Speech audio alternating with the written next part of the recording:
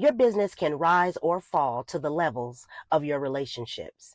And the most important one you'll ever have is the one that you have with yourself.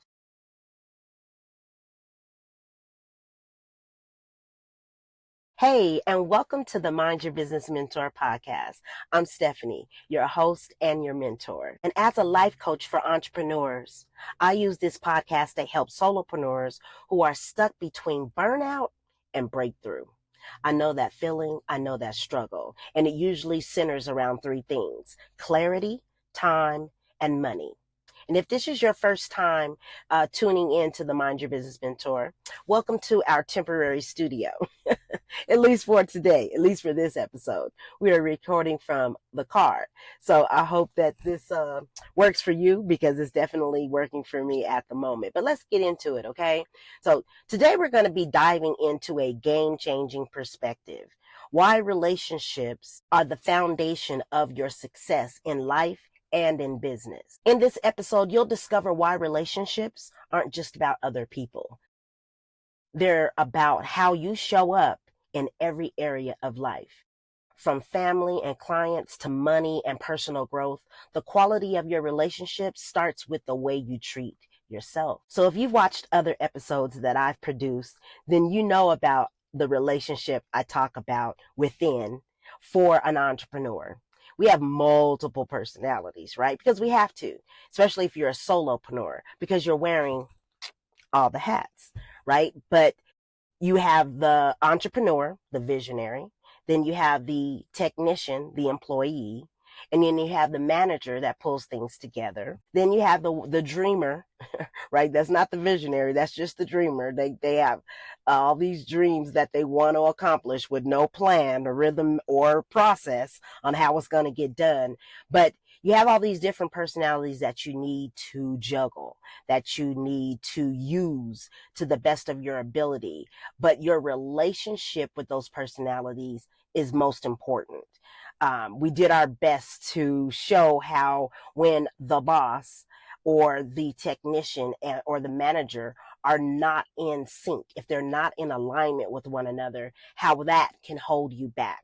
There's so many things out there that are adversaries. There's so many things out there that can cause you to stumble and make mistakes or waste time or get distracted. There's so many. You should not add to the list of adversaries that you have out there. Don't be your own enemy. You need to know how to treat yourself. If you don't respect yourself, if you don't respect your time, if you don't trust yourself, if you don't follow through with yourself, if you don't keep the promises that you make with yourself, we're basically teaching other people how we want to be treated, right? So everything really starts with us. And the normal perspective or the normal outlook when you deal with a relationship or you're thinking about starting a relationship is, what can I get out of this relationship? When the truth is, what can I contribute to this relationship, and who am I in relationship to this person, this job, this colleague, this group, this collaboration, this company, this business? Who am I in relationship to it? How do I show up? So self-care, self-talk, and self-work set the tone for every other relationship. We can teach people how we want to be treated based on how we treat ourselves. And then there's the spiritual relationship. You know, your connection with God or your higher purpose, it grounds you. Without a spiritual anchor, it's easy. It's easy to drift into unhealthy habits or unhealthy cycles. And you feel like everything is all on you. You have no faith, where you don't build any resistance, and you go through all these personal struggles without that support. And you're just making a hard task harder, if that makes any sense. And that brings us into personal relationships, family, friends, partners. Do they fuel your vision or do they drain your energy? Relationships should align with where you're going, not just where you've been. Some people think that longevity is what brings or solidifies a solid relationship. And that is not the case. It's not about, I was just talking to my daughter last night, and she has a new friend, which I really, really like. And she was like, it's about quality over quantity. And that's real. Just because you've known someone for a long time, or you've been dealing with someone for a long time, doesn't necessarily mean that it's a high quality relationship. We deal with one another through familiarity. Um, and comfortability. Is that a word? I know it's a word. Am I saying it right? Comfortability, right? Comfort could be adversary as well, right? Comfort could really mess us up. We say that that's the breeding ground for failure, is when we are always seeking comfort. When we talk about alignment, that alignment does not center around comfort. That alignment centers around being in flow, being in your zone. And being in your zone it's not always accompanied by comfort. Ask any athlete. Now, while they're in the zone, they don't feel the resistance. They don't feel the muscles that are being pulled and torn. They don't feel the resist. I think I said that already. They don't feel the exhaustion. They don't feel it. Now afterwards, they like, ooh.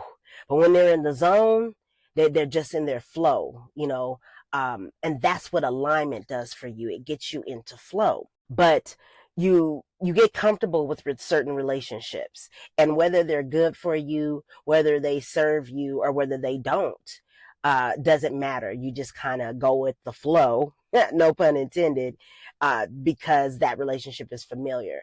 But you have to really think about your personal relationships while you're trying to build your business, because it matters.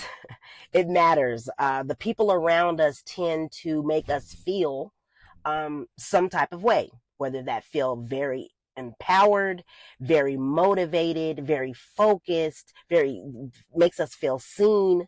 And then there's some where you feel invisible, you feel unheard, you feel talked over, you feel dismissed, you feel, it's just like, it's super uncomfortable. But you can be uncomfortable because you're not the smartest person in the room as well.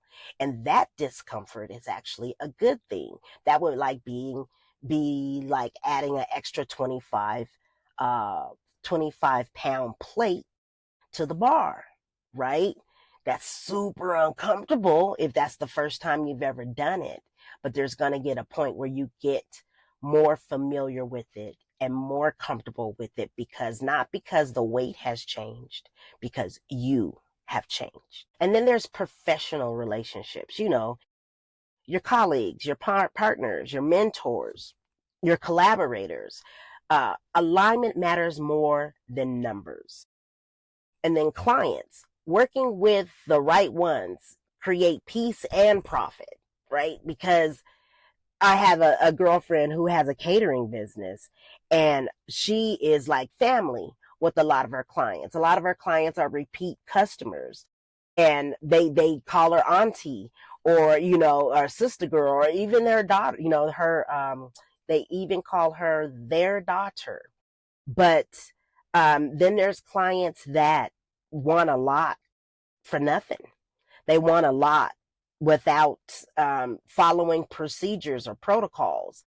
They don't want to fill out the forms. They want to slide things in. They want the homie hookup and the family discount, or they're just difficult. They're not clear about their requests from the beginning, but then they keep doing this back and forth with you constantly, robbing your time and turning something that you may have streamlined for your business, and now they're turning it into manual labor and taking you back to the beginning stages of your business, when you did have to do that with your customers because you were still trying to figure out your process. You were still trying to figure out how you were going to flow with your business and everything. So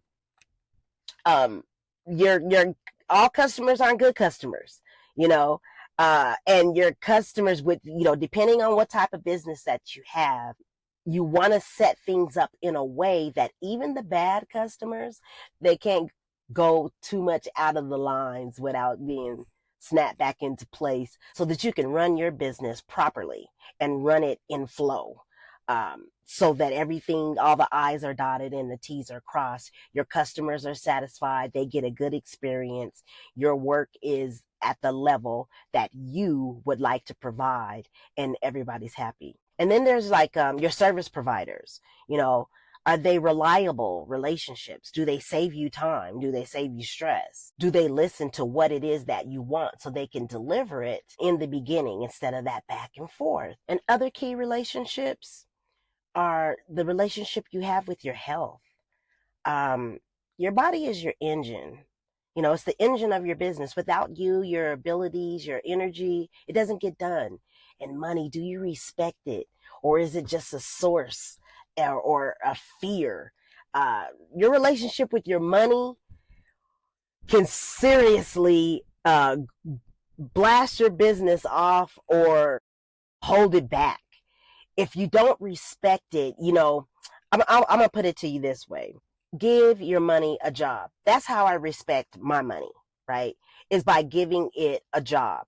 It has direction, because I have a money management system, and I break up that money management system based on the goals that I have for myself and for my business. I have to have money set aside for my taxes. I have to have money set aside for my operating expenses, for my owner's compensation, which was my paycheck, health, for my health benefits, like, buying my supplements, gym memberships. It's like that. That is my fringe benefit that my business is offering. See, we help with your gym membership and any supplements that you may need, so that you can be healthy, focused, and on time for work. Oh, shoot. And then there's a relationship that you have with personal growth. Are you feeding your intellect? Are you doing things that are helping you improve your self-image? When you look in the mirror, you like what you see. And I'm not talking just about visually. I'm also talking about the smile, the genuine smile that you have in your face, the vision that you see and experience yourself working toward every single day. Are you reading autobiographies of people that you admire? Are you having conversations with the elders in your family that you admire? Do you have conversations with people who push you and who motivate you to be the best version of yourself all the time? You've got to feed your personal growth. You've got to read. You've got to study. You've got to meditate. You've got to pray. You've got to exercise. You've got to eat well. You've got to get your rest. You have to do these things as it relates to the relationship that you have with yourself. And then there's quality of life. And if you're not familiar what I mean by quality of life, that would be your environment, your material possessions, and your experiences. Have you put your quality of life on the back burner? Right? That really ignites your energy. You have to feed that, and to go skating when you feel like going skating, or go dancing out with your friends, or watch a movie with your daughter and veg out for the day, or take a walk with your cousin or your significant other, or sit up on the phone with your girlfriend for 2 hours, because it's something that you designated to do, because it ignites you. It contributes to the quality of your life. And then contribution. What's your relationship with contribution? Do you feel like, everybody's got to get their own? Or do you feel like you should play a part? Do you understand how things work? Meaning, the more you give out, the more you receive. Or do you even believe that? Right? But if you're not contributing, there's something lacking in your life. I'll tell you that. Because the way that God designed this, because I believe in God. I believe in Jesus Christ because I'm a Christian. But the way God designed this is that the more you give out genuinely, the more that you pour into people, the more that you receive. So you never come up short when you're contributing. And how you give back reflects how you see your role in the bigger picture. Every relationship mirrors the one you have with yourself. When you're clear, confident, and aligned, the people, opportunities, and resources that match that energy will come. So I'd like to help you evaluate your relationships and improve them possibly, right? So I would like to provide you with a journal prompt. Get your journal and say, how am I teaching others to treat me by the way I treat myself? And then ask yourself, which relationships are pushing me forward and which are holding me back? And then I want you to reflect. List the top 5 most important relationships right now, including yourself and spiritual. For each one, ask this: is it giving me energy? Is it draining me? Or is it neutral? Decide one small change that you can make this week to protect or improve the relationships you currently have. At the end of the day, business isn't just built on systems or strategies. It's built on relationships. And the first and most important one is the one that you have with yourself. If I haven't said that enough, it's the one that you have with yourself. So if you want better clients, better connections, and better results, start by checking your circle and check yourself. It was important for me to include every aspect of relationships and how you having a relationship with all of the different lifestyle categories, how that makes a difference. But I want to circle back to the personal relationships. The reason why I chose to do this life category this week for the episode is because my daughter Lenasia and Kevin just got married this week. And I was blessed and honored to officiate over that wedding. Congratulations, you two. I love you both. And you are blessed. You are so blessed to have found one another. And that's what I want to talk about briefly before I close out this episode. I didn't want to center it on just personal relationships, but they are important and they have a lot of weight as it relates to what you do in life or throughout life, especially the relationship of a lifetime, which would be your husband or your wife, your significant other, the person that you choose. They are united over so many things. When I say they, I'm talking about Lenasia and Kevin.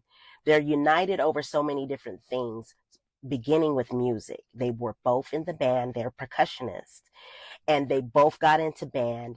They know what it's like to keep the tempo, to keep the rhythm, and to lead the rest of the instruments in completing a beautiful rendition of any song.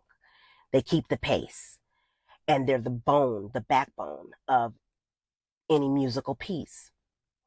But they're making beautiful music of their own. They have movie similarities, food similarities, they're gamers, there's all these things that they connect on. And because they connect on all those different things, it's really easy for them to spend the quality time necessary to build a strong relationship. But then they also have differences, right? And those differences also play a part in how strong their relationship has become, because they love one another so much that those differences are balanced out. They can tell when the other one is in need, and it is imperative to them. It's extremely important to them to feel that need, to ease that hurt, to carry that weight, to step in when you're ready to step out. They really complement one another. Their differences complement one another, and it builds that additional strength that the quality time and the similarities that they have naturally have created. Every woman, every man should dream to have a relationship such as theirs, right? I'm very happy for her. And as a mother, I rest easy Not only knowing that she's with a person who loves her, but that she married into a family that loves her. I don't have to stress over how she's being treated or how she's being talked to, or if people are respecting her, if they see her, if they are fueling her or draining her, right? And no relationship is perfect. Don't get me messed up. Don't get it twisted. No relationships are perfect, but at the same time, there is a strong foundation that every person should look for. And I feel extremely blessed that she stumbled upon a relationship such as the one that she has. And I look forward to her celebrating. I might not be here, but celebrating 75 plus years of marriage, right? Yeah, congratulations, you two. So again, check your circle, check yourself, stay clear, stay aligned, and continue to mind your business.